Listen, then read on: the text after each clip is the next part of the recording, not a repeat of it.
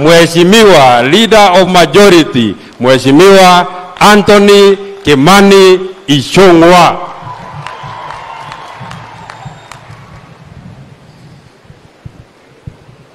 Asante Senator Medhu, Mheshimiwa Rais na watu wote wa engineer na Nyandarua mwega. Mwathani agocwo gweciaria raini. Asante sana Mheshimiwa Rais, sababu muda umesonga sana, sitaki kusema mengi, lakini pia nijiunge na wengine kukushukuru kwa kumteua ndugu yetu Engineer Mbogwa ambaye anatuambia yeye ni engineer na anatoka engineer, na kufanya yeye kuwa katibu mkuu kwa wizara ya miundo msingi na ujenzi wa barabara. And as has been said, Your Excellency, Engineer Mbogwa ametufanyia kazi akiwa regional manager wa Kera huko kwetu Kiambu, amefanya pia Murang'a na kwetu, because it was his last posting. He did a splendid job for us, and we pray to God that as has been committed by our church leaders, that hata kwa Kenya atafanya kazi mzuri vile alitufanyia Kiambu.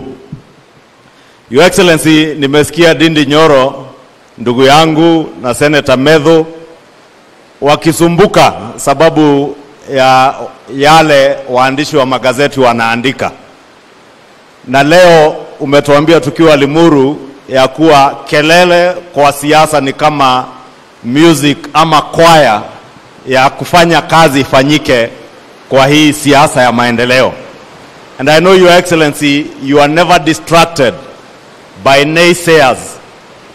And we want to tell our brothers even in the media, it is very ironical that the same people who are speaking about broken promises are the same people who misreport and misrepresent facts, and especially, Your Excellency, over the finance bill that is before us in the National Assembly.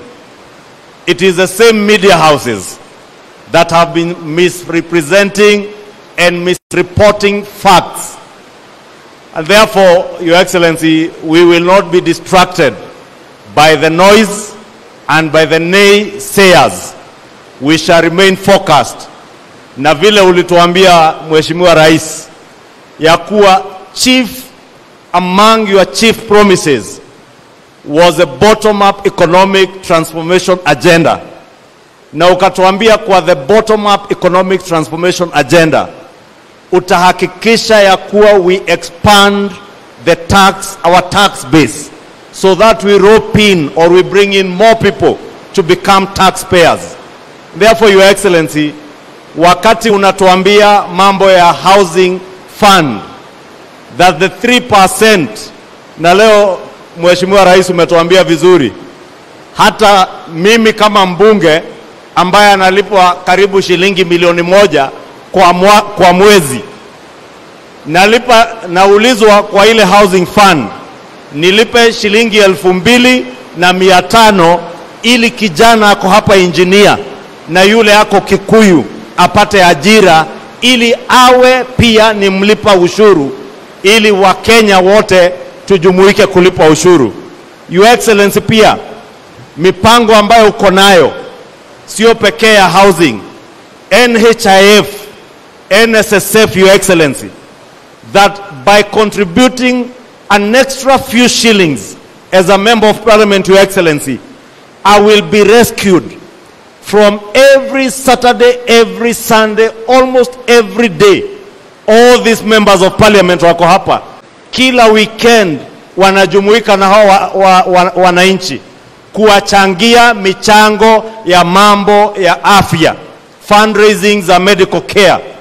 But by contributing a little bit more of our money from our salaries, we shall be able to have universal health coverage, na kila mtu Kenya aende hospitali na atibiwe na apate dawa bila kulipa chochote. NHIF inalipa.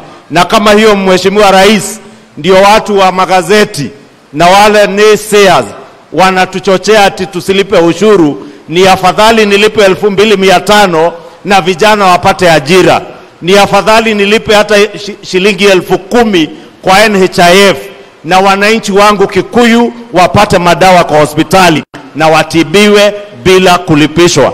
Therefore, Your Excellency, mimi nafurahi ya kuwa leo umesema you are not being distracted na hii kelele mingi, na unasikia ni kama music, ni drums. Kama hii drum set ilikuwa hapa unapigiwa, uendelee na kazi.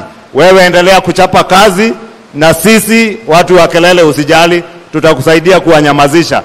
Ndiyo tutiriroge turihagirwo kwaria. Andu anyando ande mukwenda tumaririe tumere horo ama.